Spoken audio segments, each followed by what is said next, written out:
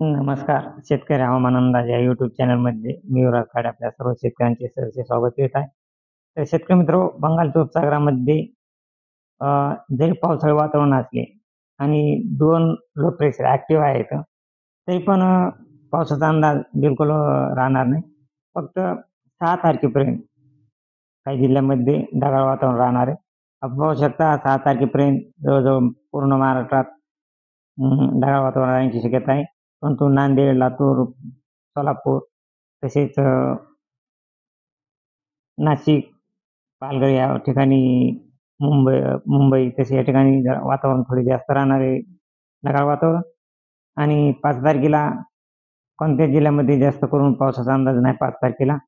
तसेच परंतु या ढगाळ वातावरणामुळे मुळे धुळीचा अटॅक येऊ शकतो, धूळ येऊ शकते.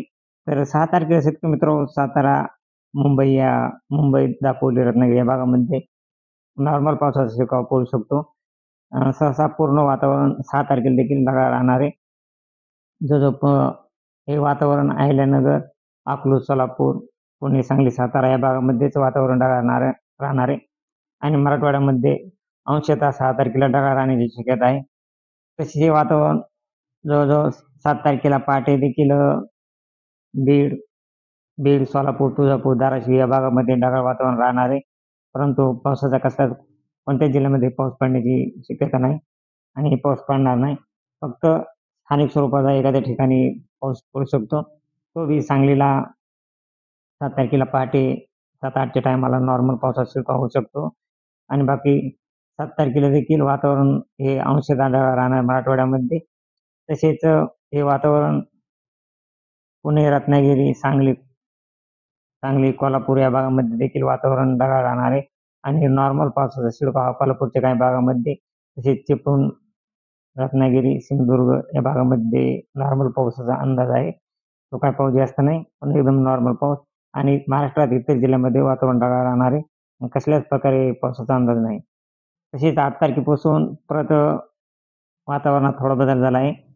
पुणे, सांगली, सातारा या भागामध्ये वातावरण जास्त ढगाळ राहणार आहे आणि रत्नागिरीच्या साईडलाच मुंबई किनारपट्टीवर आणि रत्नागिरी किनारपट्टीवर थोडंफार पावसाळी वातावरण आहे. परंतु इतर जिल्ह्यामध्ये वातावरण पूर्णतः ढगाळ राहणार नाही, काही नाही.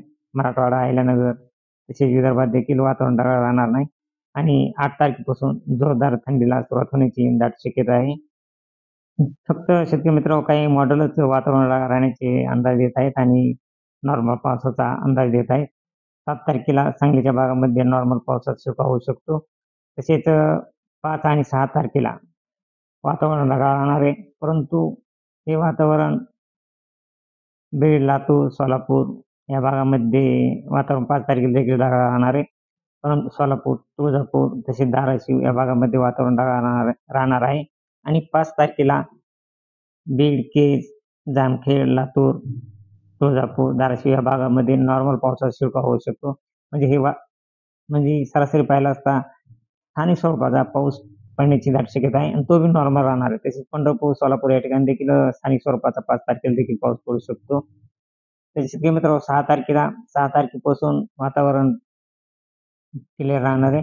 फक्त खपोली, मुंबई, कल्याण, डोंबिवली, चिपळूण, सातारा, कराड, सांगली या भागामध्येच वातावरण ढगाळ राहणार आहे आणि नॉर्मल पावसाचा शिडकाव या भागामध्ये पडू शकतो, या जिल्ह्यामध्ये पडू शकतो. तसेच पूर्ण मराठवाड्यात तसेच शेतकरी मित्रांनो 6 तारखेपासून ते 5 तारखेपासूनच थोडे थंडीमध्ये वाढ होणार आहे. 17 ते 18 अंश सेल्सिअस तापमान राहणार आहे पहाटे आणि हे तापमानात 7 तारखेपासून परत वाढ होणार आहे. 7 तारखेला देखील 18 अंश सेल्सिअस असे तापमान राहणार आहे आणि 8 तारखेला देखील 15 ते 16 अंश तापमान राहण्याची दाट शक्यता आहे. त्याची शेतकरी मित्रांनो 9 तारखेपासून परत